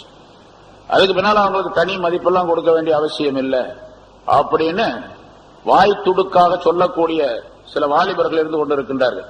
அது எவ்வளவு பெரிய தண்டனைக்குரிய குற்றம் அப்படிங்கிற முதல்ல ரசூலுல்லாஹி ஸல்லல்லாஹு அலைஹி வஸல்லம் அவர்களை அல்லாஹ்வே புகழ்கின்றான் குர்ஆன்ல. ஏராளமான இடங்களிலே, பல நூற்றுக்கணக்கான இடங்களிலே அல்லாஹ் தஆலா ரசூலுல்லாஹி ஸல்லல்லாஹு அலைஹி வஸல்லம் அவர்களை குர்ஆனிலே புகழ்ந்து சொல்லி காட்டுகின்றான். ஒன்றல்ல இரண்டல்ல, எத்தனை ஆயத்துகள். வல்லுஹா வல்லைலி இதா சஜா என்று வரக்கூடிய சூரத்துல் லுஹா ரசூலுல்லாஹி ஸல்லல்லாஹு அலைஹி வஸல்லம் அவருடைய முழுமையான புகழ்ச்சியை சொல்லி காட்டக்கூடியது. அலம் நஷ்ரஹ் லக சத்ரக் சூரத்துல் இன்ஷிராஹ் அது ரசூலுல்லாஹி ஸல்லல்லாஹு அலைஹி வஸல்லம் அவருடைய முழுமையான அந்தஸ்தை சொல்லி காட்டக்கூடியதாக அல்லாஹ் தஆலா அமைத்து வைத்திருக்கின்றான். இன்னக லஅலா குலுகின் அலீம், மகத்தான குணத்தில் நீங்கள் இருக்கின்றீர்கள். பல நூற்றுக்கணக்கான ஆயத்துகள், ஒன்றல்ல, 100 அல்ல, 200 அல்ல, ஆயிரக்கணக்கான ஆயத்துகள் இருக்கின்றன. ஒரு செய்தியை சொல்லும் போது அல்லாஹ் தஆலா குர்ஆன்ல எல்லாத்துக்கும் தெரியும். குர்ஆன்ல சொல்லும் போது நேரடியா அல்லாஹ் தஆலா நான் இப்படி சொல்றேன் அப்படின்னு சொல்லல. பல இடங்கள்ல குல் நபியே நீங்கள் சொல்லுங்கள், நான் இப்படி சொல்லுவதாக நீங்கள் சொல்லுங்கள் அப்படின்னு சொன்னா ரசூலுல்லாஹி ஸல்லல்லாஹு அலைஹி வஸல்லம் அவர்களுக்குரிய மதிப்பை அங்கே அல்லாஹ் தஆலா சொல்லி காட்டுகிறான். குல் என்ற வார்த்தையின் மூலமாக ரசூலுல்லாஹி ஸல்லல்லாஹு அலைஹி வஸல்லம் அவருடைய மதிப்பையும் மரியாதையும் உயர்வையும் அல்லாஹ் தஆலா அங்கே தெரியப்படுத்துகின்றார். எந்த இடத்துல குல் வந்தாலும் சரி, அந்த இடத்துல எல்லாம் நபியை நீங்கள் சொல்லுங்கள் அப்படின்னு அல்லாஹ் சொல்லுவது அது ரசூலுல்லாஹி ஸல்லல்லாஹு அலைஹி வஸல்லம் மதிப்பை உயர்த்தி காட்டுகின்றது, நேரடியாக அல்லாஹ் தஆலா சொல்லாமல். இதெல்லாம் ரசூலுல்லாஹி ஸல்லல்லாஹு அலைஹி வஸல்லம் அவர்களுடைய சிறப்பையும் உயர்வையும் அந்தஸ்தையும் சொல்லி காட்டக்கூடியது. அதனால்தான் ஞானவான்கள் இதுவரைக்கும் இந்த 1400 ஆண்டுகளாக ரசூலுல்லாஹி ஸல்லல்லாஹு அலைஹி வஸல்லம் அவர்களை எப்படியெல்லாம் புகழ்ந்தார்கள் என்று நாம் கணக்கிட்டு பார்க்கும் பொழுது, அதையெல்லாம் சேர்த்து பார்க்கும் பொழுது நபி அவருடைய புகழ்ச்சி இன்னும் அதிகமாகும். எவ்வளவு புகழ்ந்தாலும் சரி ரசூலுல்லாஹி ஸல்லல்லாஹு அலைஹி வஸல்லம் அவர்களுக்கு அது தகுமானதாகும். அத்தனை புகழ்ச்சிக்கு தகுமாக இருந்தாலும் கூட அப்துஹு வ ரசூலுஹு, அவர்கள் அல்லாஹ்வுடைய அடியாரும் அல்லாஹ்வுடைய ரசூலுமாக இருக்கிறார் அப்படிங்கிறது ஒப்புக்கொள்ள. அல்லாஹ்வுடைய அடியார் அல்லாஹ்வுடைய ரசூல் அப்படின்னு சொன்னதுனால மதிப்பு மரியாதை குறைஞ்சு போயிருதுன்னு அர்த்தம் இல்ல, மதிப்பு மரியாதை உயர்றதுன்னு அர்த்தம். எனக்குதான் இந்த சம்பவத்தினுடைய கடைசி நிகழ்ச்சியா தானே அல்லாஹ் தஆலா முன்னால சொல்லி இருக்கிறோம், ஒவ்வொரு வருஷம் சொல்றோம். ரசூலுல்லாஹி ஸல்லல்லாஹு அலைஹி வஸல்லம் அவர்கள் பெருமைப்பட்டது, தங்களுக்கு பெருமையாக கருதியதே அல்லாஹ் தஆலா தன்னுடைய அடியார் என்று ரசூலுல்லாஹி ஸல்லல்லாஹு அலைஹி வஸல்லம் அவர்கள் சொன்னதைத்தான் என்பதாக குறிப்பிட்டார்கள். கடைசியில சொல்லுவாங்க. ஆக அப்படிப்பட்ட ஒரு அற்புதமான நிகழ்ச்சி இது. ரசூலுல்லாஹி ஸல்லல்லாஹு அலைஹி வஸல்லம் அவருடைய புகழ்ச்சியை சொல்லி காட்டக்கூடியது. அதே நேரத்தில் அல்லாஹ் தஆலாவுடைய குத்ரத், அவருடைய ஆற்றல், அவருடைய அறிவு எப்படிப்பட்டது என்பதையும் நிரூபிப்பதற்காக வேண்டி, மக்கள் தெரிந்து கொள்ள வேண்டும் என்பதற்காகவே அல்லாஹ் தஆலா இந்த நிகழ்ச்சியை ஏற்படுத்தி காட்டினார். சரி, இப்ப ரசூலுல்லாஹி ஸல்லல்லாஹு அலைஹி வஸல்லம் அவர்கள் போய்விட்டு திரும்பி வந்தார்கள். அங்க போன நேரத்தில் பல்வேறு விதமான நிகழ்ச்சிகளை ரசூலுல்லாஹி ஸல்லல்லாஹு அலைஹி வஸல்லம் அவர்கள் கண்டார்கள். இன்னொரு நிகழ்ச்சி அந்த அத்தஹியாத் என்பதை ரசூலுல்லாஹி ஸல்லல்லாஹு அலைஹி வஸல்லம் சொன்னார்கள். பிறகு அல்லாஹ் தஆலா அந்த சன்மானங்களை வழங்கினான் என்பதோடு ரசூலுல்லாஹி ஸல்லல்லாஹு அலைஹி வஸல்லம் அவர்கள் கேட்டார்கள். அல்லாஹ் தஆலா கேட்டான், சொன்னான், முஹம்மதே ஸல்லல்லாஹு அலைஹி வஸல்லம் நீங்கள் ஏதாவது என்னிடத்தில் கேளுங்கள் என்பதாக சொன்னார். ஏதாவது கேளுங்கள். ரசூலுல்லாஹி ஸல்லல்லாஹு அலைஹி வஸல்லம் அவர்கள் சொன்னார்கள், யா ரப்பி இன்னக இத்தகத இப்ராஹீம கலீலா. ரசூலுல்லாஹி ஸல்லல்லாஹு அலைஹி வஸல்லம் அந்த இடத்துல கேட்கின்றார்கள், என்னுடைய ரப்பே, நீ நபி இப்ராஹிம் அலைஹிஸ்ஸலாம் அவர்களை உன்னுடைய கலீல் என்பதாக நீ ஆக்கி கொண்டுள்ளாய். அல்லாஹ் தஆலா குர்ஆன்ல கலீலுர் ரஹ்மான், ரஹ்மானுடைய கலீல், கலீலுல்லாஹ் என்றெல்லாம் அல்லாஹ் தஆலா சொல்லுகின்றான். வத்தகத இப்ராஹீம கலீலா, குர்ஆனிலே அல்லாஹ் தஆலா சொல்லுகின்றான் இப்ராஹிம் அலைஹிஸ்ஸலாம் அவர்களை தன்னுடைய நேசராக அல்லாஹ் ஆக்கி கொண்டான் என்பதாக. அதை ரசூலுல்லாஹி ஸல்லல்லாஹு அலைஹி வஸல்லம் சொல்லி காட்டுகின்றார்கள். இப்ராஹிம் அலைஹிஸ்ஸலாம் அவர்களை நீ உன்னுடைய நேசராக ஆக்கி கொண்டாய். வ கல்லம்த மூசா தக்லீமா, மூசா அலைஹிஸ்ஸலாம் அவர்களிடத்தில் நீ பேசினாய், அவர்களை கலீமுல்லா என்ற பட்டத்தோடு அவர்களை ஆக்கி கொண்டாய். வ ஆத்தைத தாவூத முல்கன் அலீமா, தாவூத் அலைஹிஸ்ஸலாம் அவர்களுக்கு ஒரு பெரிய அரசாட்சியை நீ கொடுத்து, கலீஃபத்துல்லா அல்லாஹ்வுடைய பிரதிநிதி என்ற பெயரை அவருக்கு நீ கொடுத்தாய். அவருக்கு கையினால் இரும்பை தொட்டால் அது இழகக்கூடிய ஒரு சூழ்நிலையை ஏற்படுத்தி வைத்தாய். அதன் மூலமாக அவர் உருக்கு சட்டைகளையும் போர்க்கவசங்களையும் செய்து கொண்டிருந்தார். சஹர்தலகுல் ஜிபால, மலைகளை எல்லாம் அவருக்கு நீ வசப்படுத்தி கொடுத்திருந்தாய். சுலைமான முல்கன் அலீமா, சுலைமான் நபி அவர்களுக்கு ஒரு பெரிய அரசாட்சியை கொடுத்தாய். வேறு யாருக்குமே கொடுக்காத மிகப்பெரிய ஆட்சியை அவர்களுக்கு நீ அளித்திருந்தாய். வசஹர்தலகுல் ஜின்ன வல் இன்ஸ வஷ்ஷயாத்தீன் வசஹர்தலகுர் ரியாஹ், ஜின்களையும் மனிதர்களையும் ஷைத்தான்களையும் காற்றையும் அவர்களுக்கு நீ வசப்படுத்தி கொடுத்து அவருடைய ஆட்சிக்கு உட்பட்டதாக இவற்றையெல்லாம் நீ ஆக்கி வைத்திருந்தாய். ஈசா அலைஹிஸ்ஸலாம் அவர்களுக்கு தௌராத் இன்ஜீலை எல்லாம் நீ கற்றுக் கொடுத்தாய்.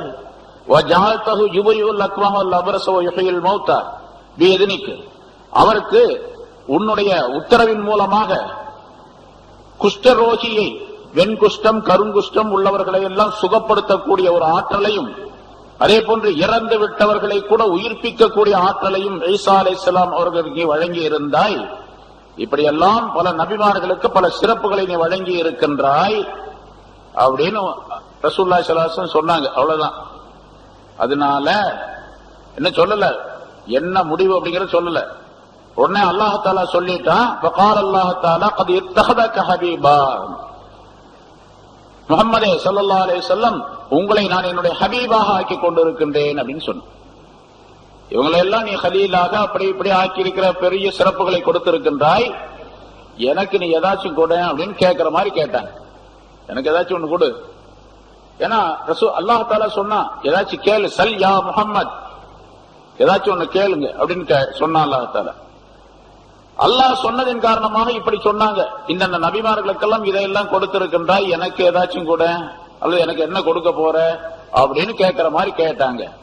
உடனே அல்லாஹ் தஆலா இத்தஹதக ஹலீலா, ஹபீபா, நபியே உம்மை நாம் ஹபீபாக, என்னுடைய ஹலீல் என்றால் நேசர் அப்படின்னு அர்த்தம் தான், ஹபீப் என்று சொன்னாலும் நேசர் என்ற அர்த்தம் தான்.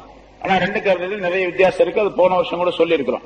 ஹபீப், ஹலீல், இந்த ரெண்டுக்கு இடையில என்ன வித்தியாசம் அப்படின்னு கேட்டா நிறைய வித்தியாசங்கள் இருக்குல்ல. ஒரு விஷயம், ஒரே ஒரு விஷயத்துல ஒரு கருத்தை சொன்னால் அதை புரிந்து கொள்ள முடியும். ஹலீல் என்பவர் தனக்கு தேவை எதுவோ அதையெல்லாம் அல்லாஹ் இடத்தில் கேட்டு பெறுவார். இவர் கேட்பார், அல்லாஹ் கொடுத்துருவான். அவருக்கு பேரு ஹலீல். ஹபீப்ங்கிறவர் யார் தெரியுமா? இவர் கேட்காமலேயே அல்லாஹ் கொடுப்பான், அல்லாஹ் கொடுப்பான், இவர் கேட்க மாட்டார். அவருக்கு பேர் ஹலீல், ஹபீப் என்று சொல்லப்படும். இந்த ஹபீப் ஹபீபுக்கு நிறைய வித்தியாச விளக்கங்கள் நிறைய முன்னால சொல்லி இருக்கிறோம். இதுல குர்ஆன்ல உள்ள வாசகங்களே நிறைய இருக்கின்றன. அல்லாஹ் தஆலா ரசூலுல்லாஹி ஸல்லல்லாஹு அலைஹி வஸல்லம் அவர்களுக்கு சொல்லும் பொழுது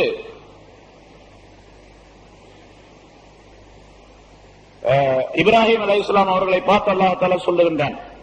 இப்ராஹிம் அலைஹிஸ்ஸலாம் அல்லாஹ்விடத்தில் கேட்கின்றார்கள், வலா துஹ்ஸினி யௌம யுபாஸூன், யா அல்லாஹ், கியாமத் நாளில் மனிதர்கள் எல்லாம் உயிர் கொடுத்து எழுப்பப்படக்கூடிய அந்த நாளிலே, மஹ்ஷர் மைதானத்திலே, கியாமத் நாளிலே என்னை நீ கேவலப்படுத்தி விடாதே அப்படின்னு கேட்டாங்க.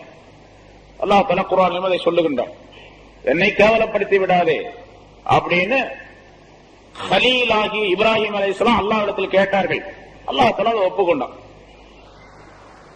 ரசூலுல்லாஹி ஸல்லல்லாஹு அலைஹி வஸல்லம் அவர்களுக்கு அல்லாஹ் தஆலா குர்ஆனிலே சொல்லுகின்றான், யௌம லா யுஹ்ஸில்லாஹு நபிய்ய வல்லதீன ஆமனூ மாஹு, நபி அவர்களையும் ரசூலுல்லாஹி ஸல்லல்லாஹு அலைஹி வஸல்லம் அவர்களையும் அவர்களோடு யார் ஈமான் கொண்டிருக்கின்றார்களோ அவர்களையும் அல்லாஹ் கேவலப்படுத்தாத அந்த நாளிலே அப்படின்னு சொல்றான்.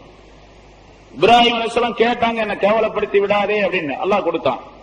ரசூலுல்லாஹி ஸல்லல்லாஹு அலைஹி வஸல்லம் கேட்கல, அல்லாஹ்வே சொல்லுகின்றான், வலிய வந்து சொல்லுகின்றான், அல்லாஹ் நபியை கேவலப்படுத்தாத அந்த நாளில் கேவலப்படுத்த மாட்டான். இங்கே ரசூலுல்லாஹி ஸல்லல்லாஹு அலைஹி வஸல்லம் அவர்களை சொன்னதோடு அவர்களை கொண்டு யார் ஈமான் கொண்டிருக்கின்றார்களோ அவர்களுக்கும் அந்த சிறப்பை அல்லாஹ் தஆலா தருவதாக வாக்களிக்கின்றான் குர்ஆனின் மூலமாக. எவ்வளவு பெரிய அற்புதமான ஒரு பாக்கியம் அது. அதனால அந்த பாக்கியத்தை கியாமத் நாள் கேவலப்படாமல் இருக்கக்கூடிய பாக்கியம் ரசூலுல்லாஹி ஸல்லல்லாஹு அலைஹி வஸல்லம் அவர்களோடு சேர்ந்து நமக்கும் கிடைக்க வேண்டும் என்று சொன்னா நம்ம எப்படி இருக்கணும் அப்படிங்கறத கவனிச்சுக்கணும். முதல்ல நம்ம எப்படி இருந்தா அந்த பாக்கியம் கிடைக்கும், அதை கவனித்துக் கொள்ள, அதை நாம் நினைவில் கொள்ள வேண்டும். இல்லன்னு சொன்னா ரசூலுல்லாஹ் இருக்கிறாங்க, அவங்க கையை பிடிச்சிட்டு பின்னால துணியை பிடிச்சிட்டு போயிடலாம் அப்படிலாம் நம்பிக்கை கொள்ளக்கூடாது. அது சரியா? அது ரசூலுல்லாஹி ஸல்லல்லாஹு அலைஹி வஸல்லம் அவர்களே சொன்னாங்க. பாத்திமா நாயகி அவர்களை பார்த்து சொன்னாங்க, பாத்திமாவே அன்கிதி நஃப்ஸிகி மினன்னார், உன்னை நீதான் நரக நெருப்பிலிருந்து பாதுகாத்துக் கொள்ள வேண்டும் அப்படின்னு சொன்னாங்க. என்னால முடியாது, நீ செய்யக்கூடிய அமல்கள் தான் உனக்கு லாபமா நஷ்டமா தரக்கூடியது, நான் ஒண்ணும் பண்ண முடியாது. அன்கிதி நஃப்ஸிகி மினன்னார், நரக நெருப்பை விட்டு உன்னை நீ பாதுகாத்துக் கொள்வாயாக, உன்னை நீ தான் பாதுகாத்துக் கொள்ளணும்.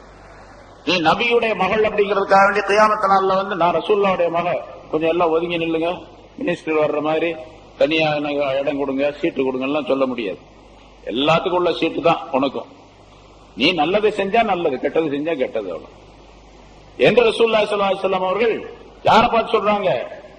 சய்யிதத்துன் நிசா, பெண்களுக்கெல்லாம் தலைவி என்று பெயர் கொடுக்கப்பட்ட பாத்திமா ரலியல்லாஹு தஆலா அன்ஹா அவர்களை பார்த்து சொல்லுகின்றார்கள்.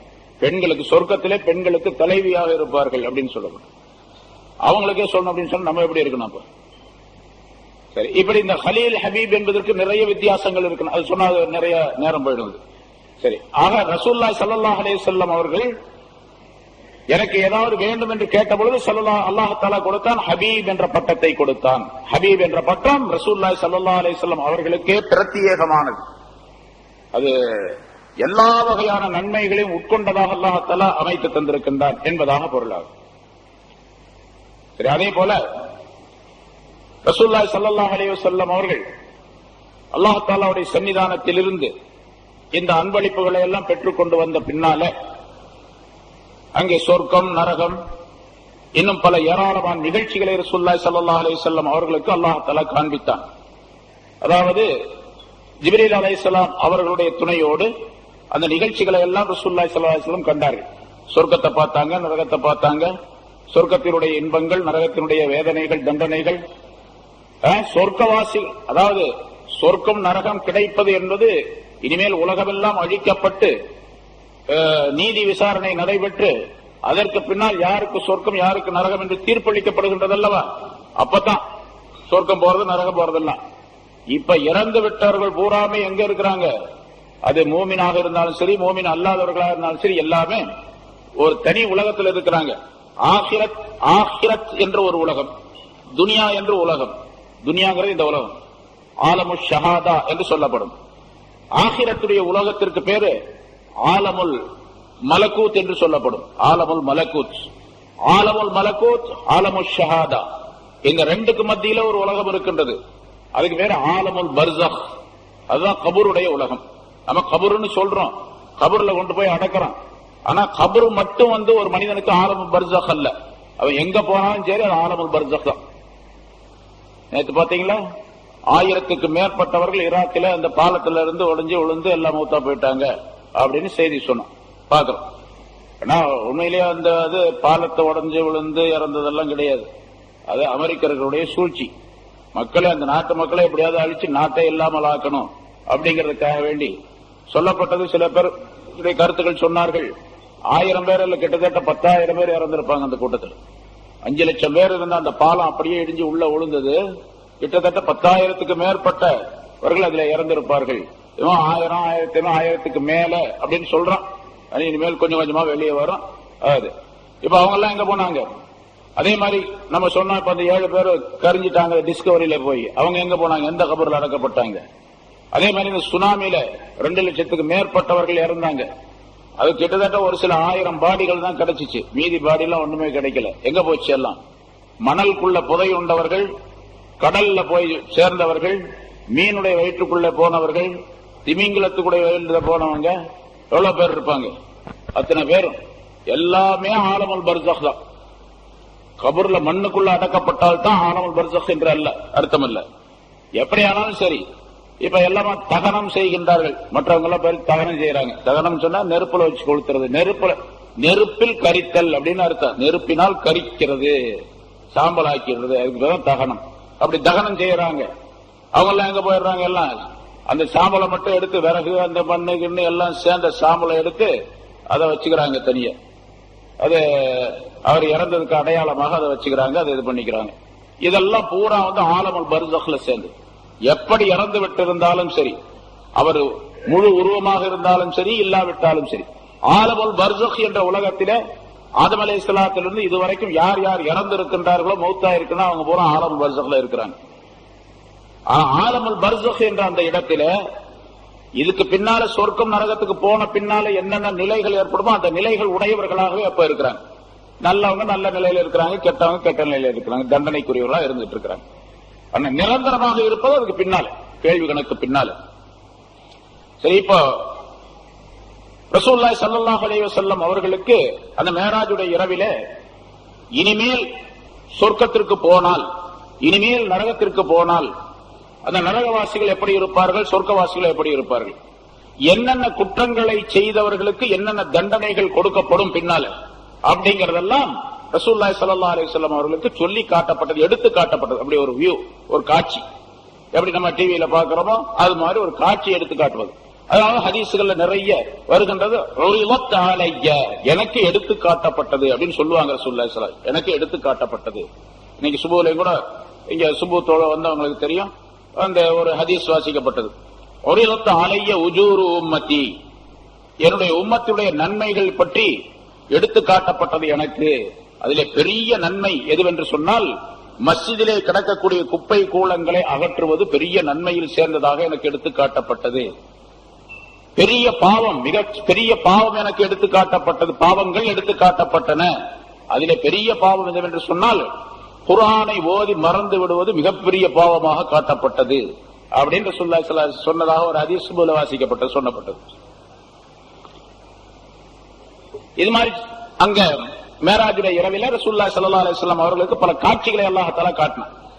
அதுல சில விஷயங்கள் மட்டும் சொல்லி முடிச்சுக்கலாம்.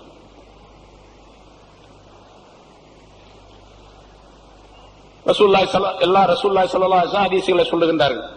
ஏன்னா அது பூராத்தி வாசி அர்த்தங்கள்ல சொல்லிட்டு இருக்க முடியாது, சுருக்கமா அந்த விஷயம் மட்டும். இத்தலாத்து ஃபில் ஜன்னா ஃபரைது அக்ஸர அஹ்லிஹா அல் ஃபுகரா வத்தலாத்து ஃபின் நாரி ஃபரைது அக்ஸர அஹ்லிஹா அன்-நிசா. நான் சொர்க்கத்தை பார்த்தேன், அந்த சொர்க்கத்திலே சொர்க்கவாசிகள் பெரும்பாலானவர்கள் ஏழைகளாகவே இருக்க கண்டேன். சொர்க்கவாசிகள் ஏழைகள்னா இங்க உலகத்துல ஏழைகளா இருந்தவங்க, உலகத்திலே ஏழைகளாக இருந்தவர்கள் தான் சொர்க்கத்திலே இருக்க கண்டேன் அப்படின்னு அர்த்தம். நரகத்தை பார்த்தேன், அதிலே பெரும்பாலும் அதிகமானவர்கள் பெண்களாக இருக்க கண்டேன் அப்படின்னு சொன்னாங்க. இந்த உலகத்தில் இருந்தவர்கள பெண்கள் நரகத்திற்கு போனாங்க அப்படின்னு இந்த ஹதீஸ்ல சொல்றாங்க.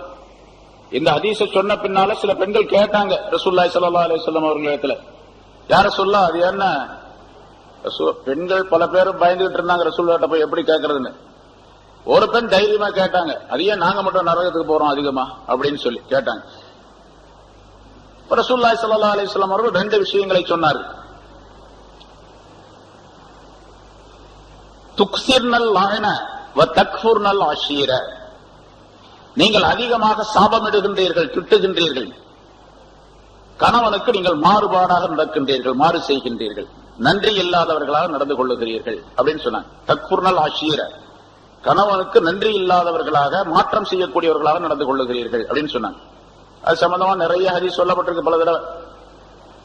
என்ன பெண்கள் அதிகமாக ஏன் நரகத்திற்கு போறார்கள் அப்படிங்கிறது காரணத்தை ரசூலுல்லாஹி ஸல்லல்லாஹு அலைஹி வஸல்லம் சொல்றாங்க. அதிகமாக லானத் செய்கின்றீர்கள், சபிக்கின்றீர்கள், திட்டுகின்றீர்கள் அப்படின்னு சொன்னா பெரும்பாலும் அந்த திட்டுதல் மூலமாக ஏற்படக்கூடிய தீமை இருக்கின்றது, அது அவர்களையே சார்ந்து விடுகின்றது. திட்டுதல் அப்படின்றதுக்குத ஒரு மூமினான மனிதர் யாரையும் திட்டக்கூடாது. ரசூலுல்லாஹி ஸல்லல்லாஹு அலைஹி வஸல்லம் சொன்னார்கள், ஒரு சஹாபிக்கு ஏதாச்சும் உபதேசம் செய்யுங்கள் என்பதாக கேட்ட பொழுது, நீ யாரையும் திட்டாதே அப்படின்னு சொன்னாங்க. யார சொல்ல எனக்கு உபதேசம் செய்யுங்கள் அப்படின்னு கேட்கும் போது, உபதேசம் சொன்னா ஏதாச்சும் ஒண்ணு சொல்லணும். உடனே ரசூலுல்லாஹ் என்ன சொன்னாங்க? யாரையும் திட்டாதே. அவர் சொல்லுகின்றார், நான் மௌத்தாகிற வரைக்கும் யாரையும் திட்டியதே கிடையாது. ஒரு ஆட்டையோ மாட்டையோ கூட திட்டியது. ஆட்ட மாட்டை ஏன் போய் திட்டுறாங்க? ஆட்ட மாட்டை நிறைய திட்டுவாங்க. ஏன்னா அந்த காலத்துல ஆடு மாடு ஒட்டகம் இதெல்லாம் அவங்களுடைய பெரும் செல்வங்களாக இருந்தன. வண்டி ஓட்டிட்டு போறான் ஒருத்தன் வண்டிக்காரன், அந்த மாடு சரியா போகலன்னு அதை சரியான தொலை போ சீக்கிரம் அப்படிமா, அது திட்டுறதுதான், மாட்டா திட்டுறது. அடுத்த வீட்டு கோழி நம்ம வீட்டுக்கு வந்துச்சு, அந்த பாலா போன கோழி எப்ப பார்த்தா நம்ம வீட்லயே வந்து பீப்பெண்டு வைக்குது அப்படின்னு சொல்லி பாலா போன கோழி அப்படின்னு சொல்லி சொல்றது. யாரு சொல்லுவா இத? நம்ம ஆம்பளைங்களா இருந்தா அடுத்த வீட்டு கோழியை பாரு இங்க வந்துருச்சு அப்படின்னு தான் சொல்லுவாங்க. அவங்க என்ன பண்ணுவாங்க, அம்மா மாருங்க, பாலா போன கோழி நாசமா போன கோழி, இந்த இவனுக்கு பெரிய தொந்தரவு இந்த பக்கத்து வீட்டுக்காரரோட அப்படின்னு சொல்லி பக்கத்து வீட்டுக்காரரையும் திட்டுறது, அவங்க கோழியும் திட்டுறது. அது மட்டுமல்ல, மிக்சி அரைக்கலன்னு வச்சுக்க, சரியா, இந்த பாலா போன மிக்சி எப்ப பார்த்தாலும் இப்படித்தான் மக்கர் பண்ணிக்கிட்டே இருக்குது. அது பாலா போச்சுன்னா அரைக்கவே முடியாது. அப்புறம் முதல்ல அம்மிய சொல்லிட்டு இருப்பாங்க, இப்ப மிக்சி சொல்றாங்க. அது மாதிரி திட்டுறது அதிகமா இருக்கு. அதே போல திட்டுதல் அப்படிங்கறதுலயே இந்த வீண் பேச்சுக்களை நிறைய பேசுறது. அம்மா மாதிரி சேர்ந்த 2 பேர் சேர்ந்தாங்கன்னா பேசிக்கிட்டே இருப்பாங்க.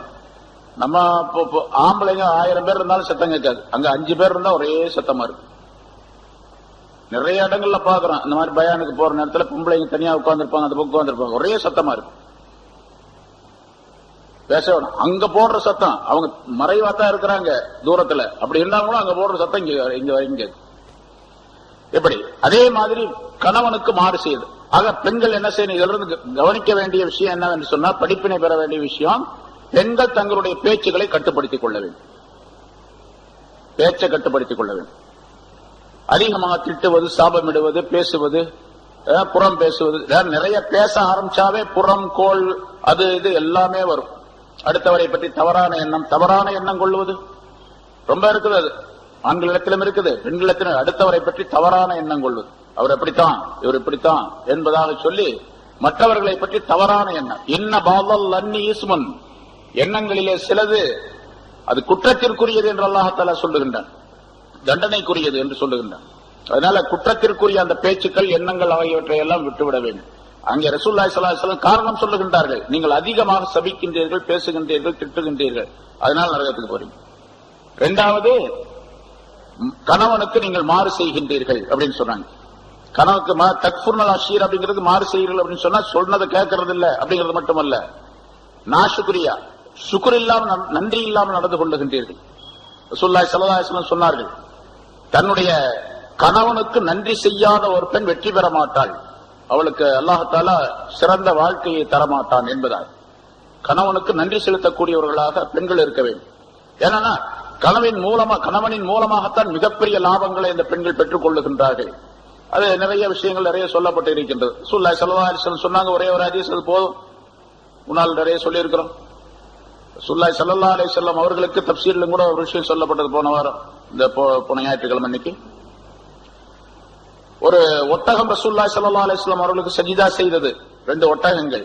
அதை பார்த்து சஹாபாக்கள் கேட்டார்கள், யா ரசூலல்லாஹ், இந்த மிருகங்கள் எல்லாம் உங்களுக்கு சஜிதா செய்கின்றனவே, நாங்க சஜிதா செய்யறதுக்கு அனுமதி கொடுங்கன்னு கேட்டாங்க. ஸல்லல்லாஹு அலைஹி வஸல்லம் என்ன சொன்னாங்க, லவ் குன்து ஆமுரு அஹதன் அன் யஸ்ஜுத லி அஹதின் லஅமர்துல் மர்அத அன் தஸ்ஜுத லி ஜௌஜிஹா. ஒரு மனிதன் இன்னொரு மனிதனுக்கு சஜிதா செய்வது கூடும் என்று இருந்தால், கூடாது, கூடும் என்று இருந்தால் கணவனுக்கு சஜிதா செய்யுமாறு மனைவிக்கு நான் கட்டளையிட்டு இருப்பேன் என்று சொன்னான். இது போதும்ல. உலகத்துல அல்லாஹ்வை தவிர வேற யாருக்கும் சஜிதா செய்யக்கூடாது. அப்படி ஒரு நிலை இருந்துச்சுன்னு சொன்னால், சப்போஸ் அப்படின்னு இருந்தால், கணவனுக்கு மனைவி தான் சஜிதா செய்யணும், வேற யாருக்கும், எந்த நபிக்கும் சஜிதா செய்யக்கூடாது, எந்த வலிமாருக்கும் சஜிதா செய்யக்கூடாது அப்படின்னு நான் சொல்லியிருப்பேன் அப்படின்னு ரசூலுல்லாஹி ஸல்லல்லாஹு அலைஹி வஸல்லம் அவர்கள் சொன்ன அந்த ஹதீஸ் அது. அதே போல கணவன் செய்யக்கூடிய நியாமத்துகள், எவ்வளவு பெரிய நியாமத்துகளை கொடுத்து கொண்டிருக்கின்றான். தன்னுடைய உழைப்பு, தன்னுடைய எல்லா விதமான செயல்பாடுகளையும், எல்லா விதமான உழைப்பையும், முயற்சியையும், சிந்தனைகளையும், தன்னுடைய மனைவி மக்கள் வாழ வேண்டும் என்பதற்காக, சிறப்பாக இருப்பதற்கு என்பதற்காக பல விதமான தியாகங்கள் செய்யறான். அப்படி இருந்த கூட சுக்குர் செய்யறதில்லை, நன்றி செலுத்துறதில்லை. அப்படி நன்றி செலுத்தாமல் இருப்பதன் காரணமாக கணவனுடைய அதிருப்திக்கு ஆளாகி விடுகின்றாள். கணவனுடைய அதிருப்திக்கு ஆளாகி அதே நிலையில ஒரு பெண் மரணித்து விட்டால் சொர்க்கம் போக மாட்டாள். ரசூலுல்லாஹி ஸல்லல்லாஹு அலைஹி வஸல்லம் சொன்னார்கள், கணவனுடைய திருப்தியை பெற்றவளாக ஒரு பெண் மரணித்து விட்டால் அவள் நேராக சொர்க்கம் சென்று விடுவாள் என்று சொன்னார். அவ கணவனுடைய அதிருப்திக்குரியவளாக மரணித்து விட்டால் சொர்க்கம் போக முடியாது அப்படின்னு அர்த்தம். அதே போல கொடுத்ததற்கு சுக்ரியா செய்ய வேண்டும். என்ன கொடுத்திருக்காரோ, அது என்ன கிடைச்சிருக்க, என்ன கணவன் என்ன சம்பாதிக்கிறாரோ, எதை கொடுக்கின்றாரோ அதுக்கு சுக்ரியா செய்ய வேண்டும். இது வேணும், அது வேணும், அதுக்கு மேல அவருடைய தகுதிக்கு மேல, அவருடைய சம்பாதிப்புக்கு மேல கேட்கறது இருக்குது, அதுவும் ஒரு சுக்ரியா இல்லாத விஷயம், அது குற்றத்திற்குரிய விஷயம். ஆனா பெண்களுடைய நிலை என்ன தெரியுமா? ரசூலுல்லாஹி ஸல்லல்லாஹு அலைஹி வஸல்லம் அவர்களே சொல்லுகின்றார்கள், லவ் அஹ்சன்த இலா யஹதாகுன்ன தஹரன், அந்த பெண்களிலே ஒரு பெண்ணுக்கு நீங்கள் காலமெல்லாம் நீங்கள் நல்லதை செய்திருந்தாலும், காலமெல்லாம் நல்லதை செய்றீங்க, நிறைய வாங்கி கொடுக்குறீங்க, கேட்ட புடவையெல்லாம் வாங்கி கொடுக்குறீங்க, எல்லாம் கொடுக்குறீங்க, எல்லா நகையும் வாங்கி கொடுக்குறீங்க, நிறைய போட்டுக்கிட்டாங்க, நிறைய கட்டிக்கிறாங்க, எல்லா விதமான சுகமான வாழ்க்கையெல்லாம் இருக்கு. ஆனா கடைசியில எப்பாவது ஒரு நாள் ஏதாவது ஒரு சின்ன ஒரு அருவருப்பான விஷயம் கணவன் செய்யல அப்படின்னு வச்சுங்க, உன்னை கல்யாணம் பண்ணதுல இருந்து இது வரைக்கும் நீ ஒண்ணுமே கொடுத்ததில்லை அப்படின்றான். ரசூலுல்லாஹி ஸல்லல்லாஹு அலைஹி வஸல்லம் சொல்றாங்க, காலம் முழுவதும் அந்த பெண்ணுக்கு நீ நன்றியை நல்லதை செய்து கொண்டிருந்த, ihsan செய்தாலும் கூட ஏதாவது ஒரு நாள் ஒரு முன்கர், ஒரு வெறுப்பான ஒரு விஷயத்தை அவள் கண்டுவிட்டால், ஒரு சின்ன விஷயம் ஏதாச்சும் இருக்கும், என்ன அதை கண்டுவிட்டால் உடனடியாக சொல்லிவிடுவாள், நீ உன்னை திருமணம் செய்து எந்த நன்மையும் நான் பெறவே இல்லை அப்படின்னு சொல்லிடுவோம். இது பெண்களுடைய இயல்பான நிலை என்று ரசூலுல்லாஹி ஸல்லல்லாஹு அலைஹி வஸல்லம் குறிப்பிடுகின்றார். இந்த மாதிரி உள்ள காரணங்களால் பெண்கள் அதிகமாக நரகத்திற்கு செல்லுகிறார்கள் என்பதாக குறிப்பிடுகின்றார். ஒரு நிகழ்ச்சி இன்னொன்று, மர்ரா அலா கௌமின் யஸ்ரஊன வ யஹ்சுதூன ஃபீ யௌமின் குல்லமா ஹஸது ஆத கமா கான். ஒரு கூட்டத்தார் மனிதர்கள், இதெல்லாம் எடுத்து காட்டப்படுகின்றது ரசூலுல்லாஹி ஸல்லல்லாஹு அலைஹி வஸல்லம் அவர்களுக்கு. இப்படி இருக்குதுன்னு அர்த்தம் அல்ல, அது தோற்றம் உருவாக்கி காட்டப்படுகின்றது, இன்ன நிகழ்ச்சியில் நடைபெறும் அப்படின்னு, பின்னால இதெல்லாம் வரும் அப்படின்னு.